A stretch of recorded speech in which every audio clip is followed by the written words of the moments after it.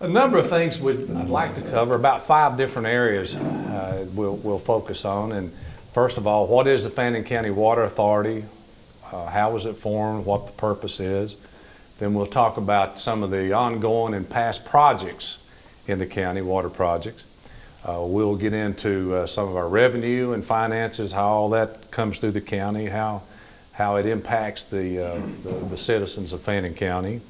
Then we'll talk a little bit about challenges and missteps since the Water Authority has started. There's always going to be those, and no sense in trying to cover them up, but we will address that, and then give you a little information on our website where you can dig in and drill in as much information as you like. The Fannin County Water Authority, and I'll just FCWA, that's what when I say that, was officially formed in April of 2010 by an act of the Georgia legislature. It was approved by both the House and the Senate and signed off by then Governor Sonny Perdue. And it created a separate government entity. We are a legal government organization in the state of Georgia. And the primary goal was just very simple, to provide water in areas of Fannin County that are not covered currently by a municipality, that being the city of Blue Ridge, McCaysville, and Morganton. That's the 3 prior municipalities that supply water. The board, the Fannin County Water Authority, is a 7-member board. We have term limits. That's a neat thing. You have the potential of 2 terms. The terms are a maximum of 3 years, so the most you could serve on the board is like 6 years. I just got reappointed back earlier this year. My first appointment was in March of 2013, and was reappointed this year. I completed the term of another person, and I'll come off the board in 2018.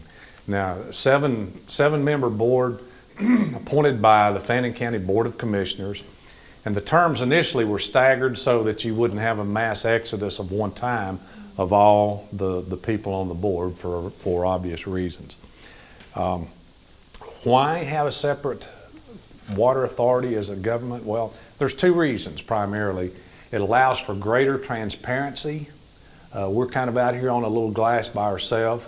And actually, until the first of this year, we were kind of under the county. They were our fiscal agent. And part of the county's overall budget, $20 to $21 million. Our budget is much smaller, but for some reasons I'll explain, this year, January, we split away from the county independently for transparency, and more importantly, for independence of decisions. Prior to this year, we really had a lot of input from various sources, and now since the first of the year, we've been able to make the decisions ourselves. We're responsible for it. We're responsible for anything that goes back, but our board decisions are independent of the county government. And that's the 2 main reasons. Projects, the first project that the Water Authority undertook was Hidden Valley. And that's, if you know, 515 and Forge Mill Road, right across on the north side of the highway. Hidden Valley kind of goes across the little stream there, what is it, Helton Creek, goes on up in that area. About 60 or 70 homes, low income, and those folks had horrendous water problems for years. The county at times would take tanks of water up there to supply people. So that obviously was the first place that a project initiated, and it was done by a Community Development Block Grant, CDBG grant, and that's entirely paid from government grants. There were no additional taxpayer funds from Fannin County residents for that. And that project took from when it initiated, summer of 2013, and completed in the spring of 2014, and we started billing people in that area. Now, a much larger and bigger project that you probably, if you've seen the papers over the years, was the My Mountain area. You know, a lot of you know where that's at, on up the road really from the Hidden Valley as the crow flies. A lot of beautiful homes on top of ridges, fantastic views, lousy water. That was an issue for people there for years, and it was quite an undertaking. The key to it is getting enough people that will commit to the water system to justify getting government backing to do that. That project started immediately after the Hidden Valley was completed, and officially was completed in July of this year, although in January of this year, after about 6 or 7 months, we actually had enough customers up there that were hooked up that we could start billing them. And we had the entire 220 household project completed by summer of this year. Our next project that's on tap is Riverwalk, which is off of Curtis Switch, north side of Curtis Switch, across from the golf course. The city of Blue Ridge, the water lines run on the south side of Curtis Switch line. We buy water, the Water Authority buys water from Blue Ridge, and we tapped underneath the road, and we'll tap underneath the road. And that project is slated to start about springtime of next year. And we're going to do that project a little differently, because during all this time of working and building projects with contractors, we will still use contractors, but we now have our own personnel. We bought some equipment, and we can do that project, save considerable amount of money by doing as much as we can ourselves. And our engineers designed it that way. And as we move forward with some of these projects, it's a way to stretch money by doing it ourselves as much as you can. You can't do it all. But that project is financed through the Georgia Environmental Finance Authority, GEFA, state money, state grant. A little easier to deal with. The scope of their projects are generally smaller. The bureaucracy that you go through and the red tape is much more streamlined than going through the USDA. But you have a number of different financing ways to go. This project will be $905,000 if we sign up all the customers. We have right now about 60. There's existing homes, and then there's some new lots in that area. Take us about a year probably to get that done, and hopefully there are more homes up there that haven't signed up. We have enough to work the project, but as we hopefully add more people, that'll make the whole economics work better. But if you total all those projects, and actually if you think about the Water Authority initiating in 2010 as a legal entity, we really didn't have any customer revenue coming through until last year. So from that time frame to hopefully we'll have Riverwalk done is a 2.5, 3 year period where we should have about 350 customers that have been put on from there.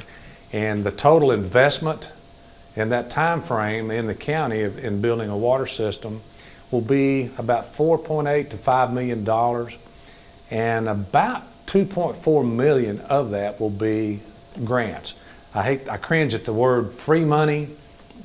You pay taxes, state and federal taxes, just like I do, but the impact of getting that kind of grant money that comes through the federal and state state government is a much bigger impact than what we're having to pay out individually on that. Revenue and finances. As I mentioned, we officially became an entity in 2010, but there's actual expenditures that the county spent for the Water Authority going all the way back to 2006. So you really had about an 8 year period of when the goal, the plan, the outreach to start a Water Authority went from 2006 to about 2014 before we received the first real dollar in income from water customers. Also during that time, and the county backed the Water Authority, obviously, we accumulated $1.3 million in debt, okay? And the primary things there was land acquisition, engineering, and legal expense. That's the big chunk of that. But starting mid-year last year, we started paying the county back. And obviously, we have SPLOST that comes into the Water Authority, and we were able to take our grant money and legally apply it towards debt. So as I stand here right now, that $1.3 million to the county is down to $300,000. And we'll be making a payment of $100,000 in December, and then we have an agreement with the county that over the next 2 years we're going to pay that debt completely off. My predecessor, Mike Queen, was chairman of many years, and he really was the real strong chairman, difficult man to replace. But his dream was always, before he came off, to have all that paid off. Well, we were well on our way by the time he came off the board this year, and we will have that entire debt paid off by the end of 2017.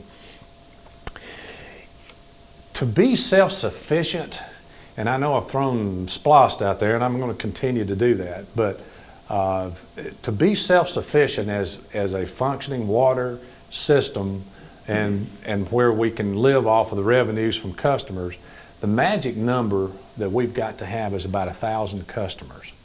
So by the end of next year, we'll be about 35% there, but we've got to continue to grow.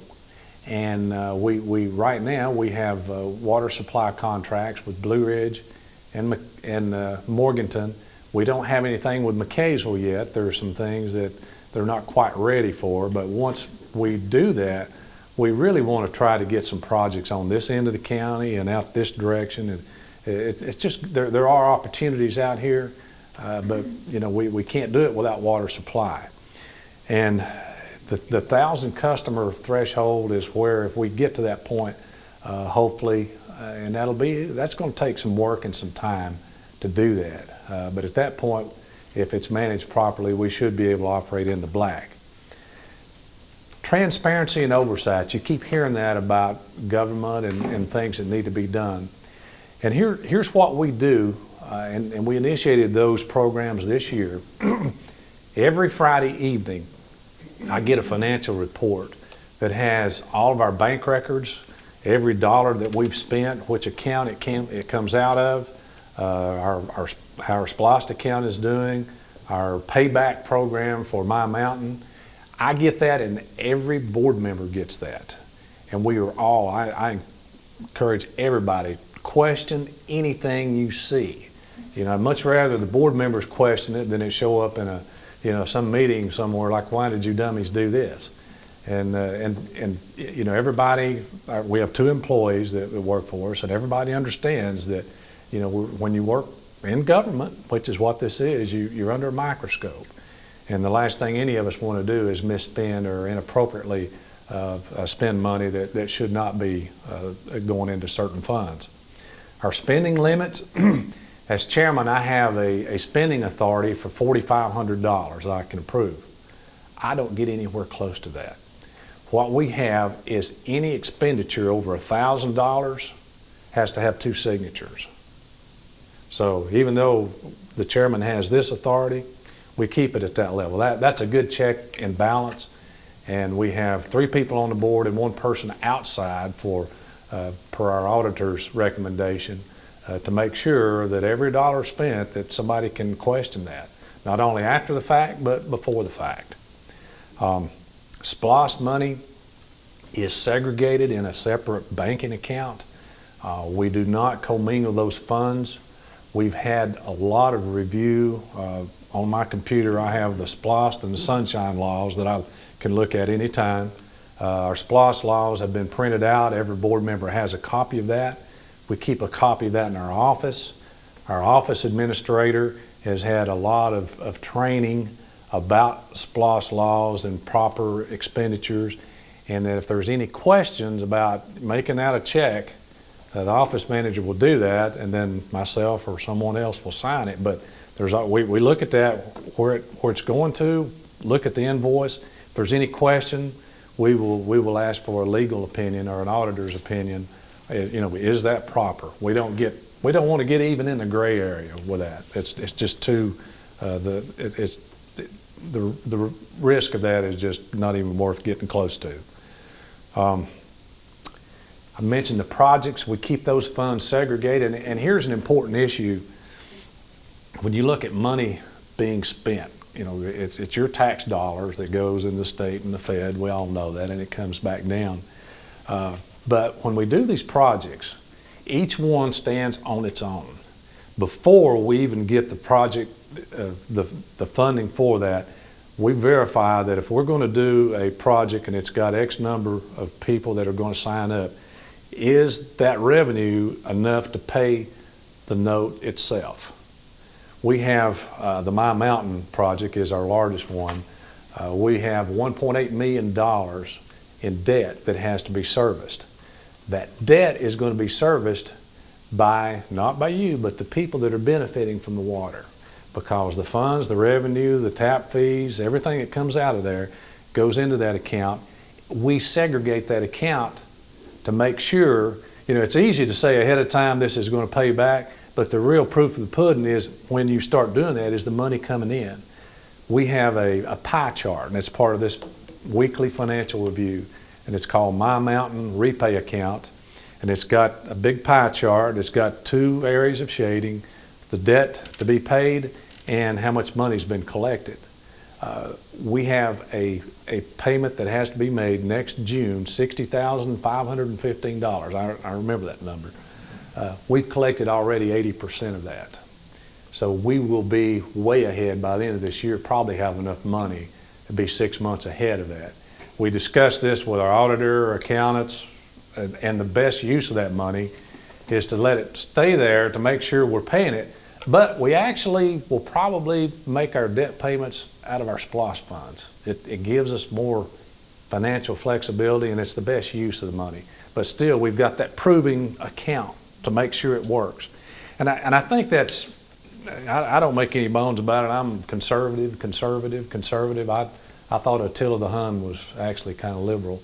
But you know, you think about it, and it's kind of a shock. I've always worked in private industry and believed in paying debt, staying ahead of that. And when you get to government, it's a complete different world that you're dealing with. We were always on expenses under budget. That's what the focus was. Government's not like that.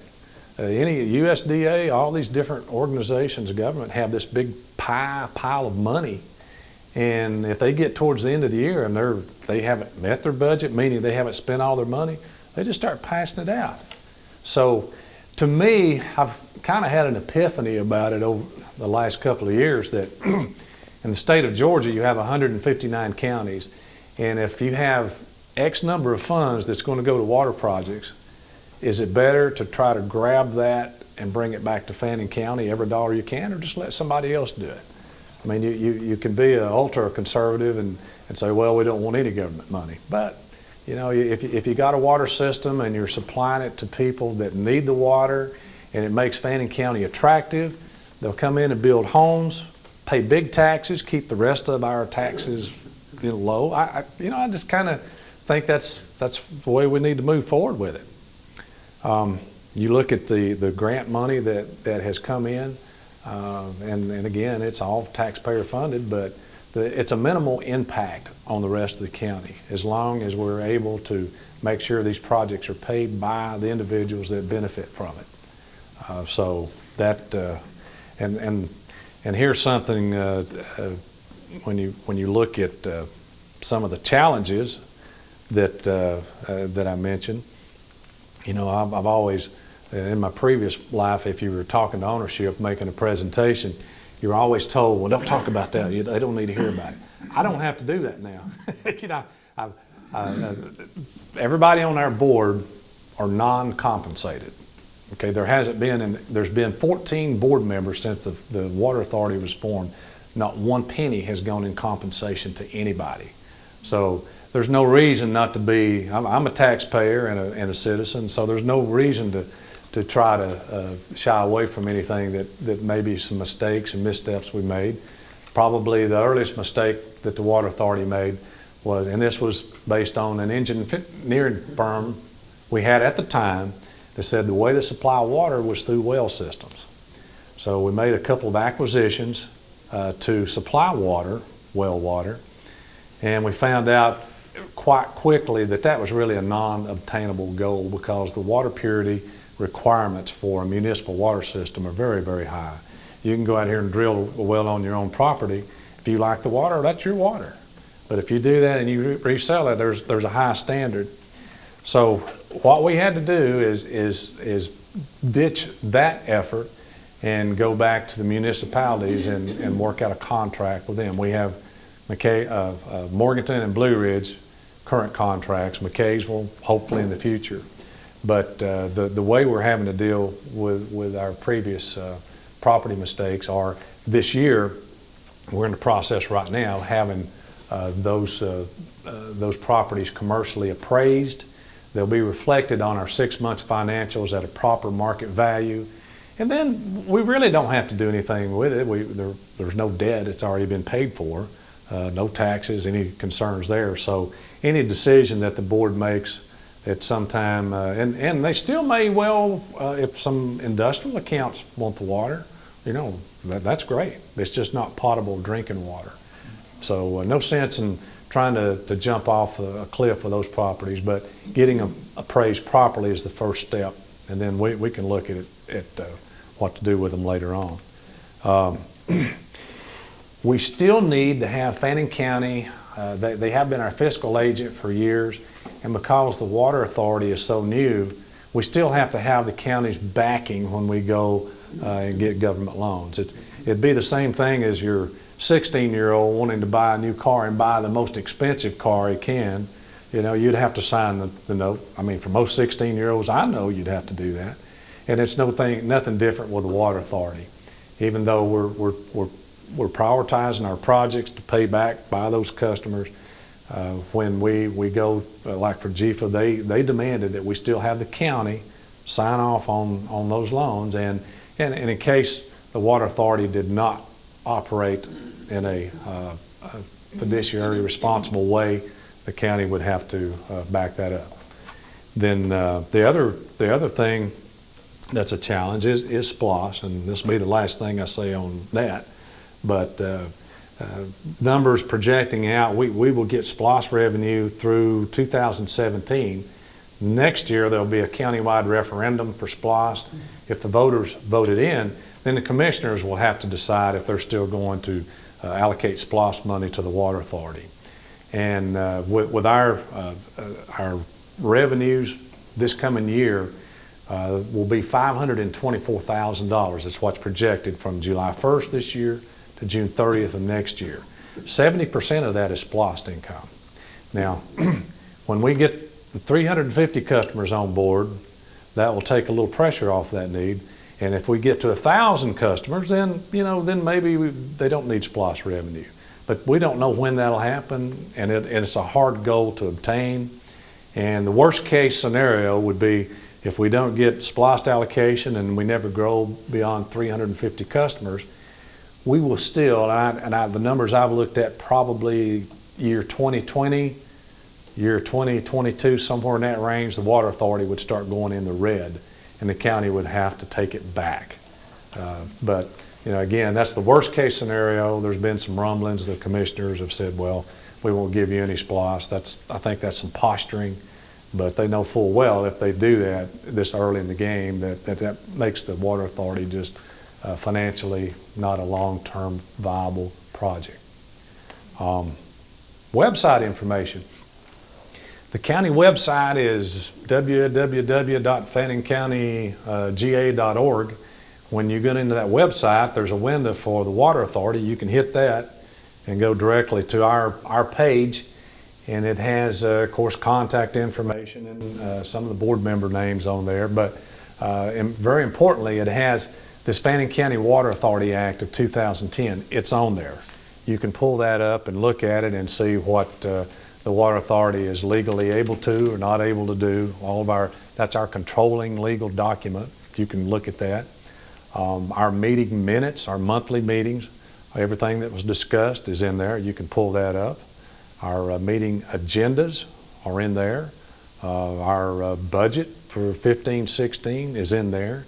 And our end of the year balance that we're projecting for the end of next year would be in the black, $89,000. I'm hoping we can exceed that.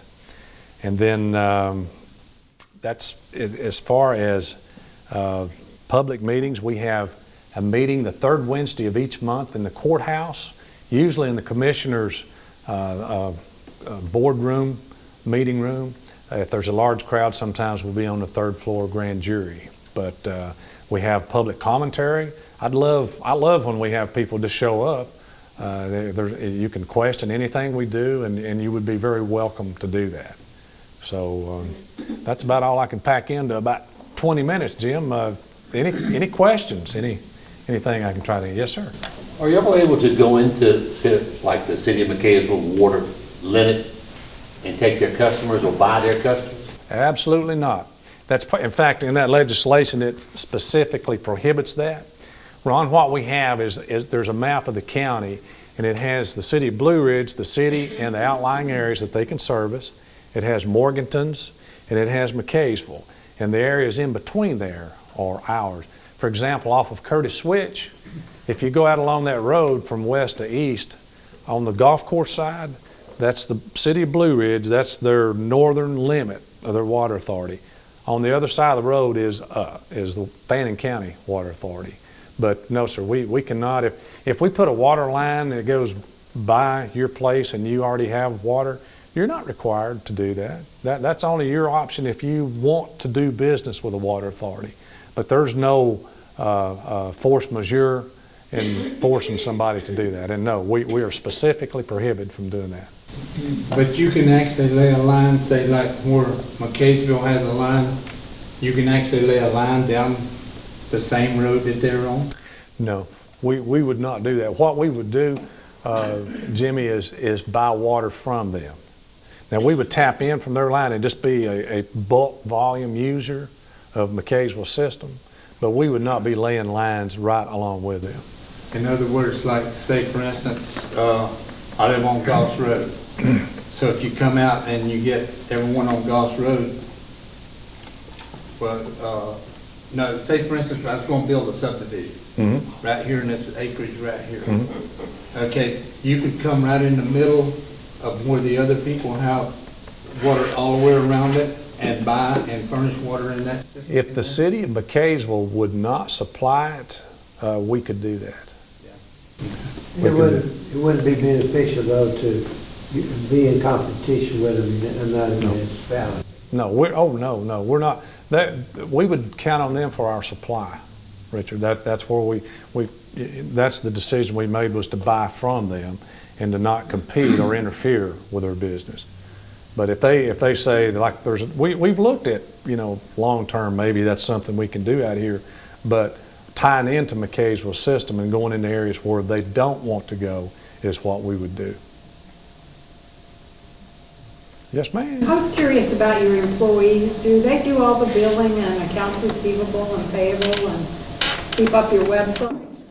Yes, that's true. There's some other county employees that do. We work through them to get some things done, but yes. Okay, just curious. Are the other water systems, are they entitled to the splosh money also? Well, McCaysville and Blue Ridge get a splosh allocation from the county, and it goes to the cities, and then they determine what they do with it. I mean, it basically has to be for a project, some construction project, or they have state has different level projects, like if you wanted to do if you construct a courthouse or like the fire station the county's talking about, those would qualify under there. But the county, when they have a referendum, they have to spell out exactly what they're going to do with that money, then the voters approve it, and then the county has to stick with what's been approved. But with the system that you get splosh money to operate. We get 10%. Everything that comes into Fannin County as splosh money, we get 10% of that. And for 6 years, starting in 2011 and ending in 2017, the county splosh allocation was projected to be, over a 6-year period, $25 million. And we get 10% of that. They allocate 10% each month. The county writes the Water Authority a check for 10% of that total allocation.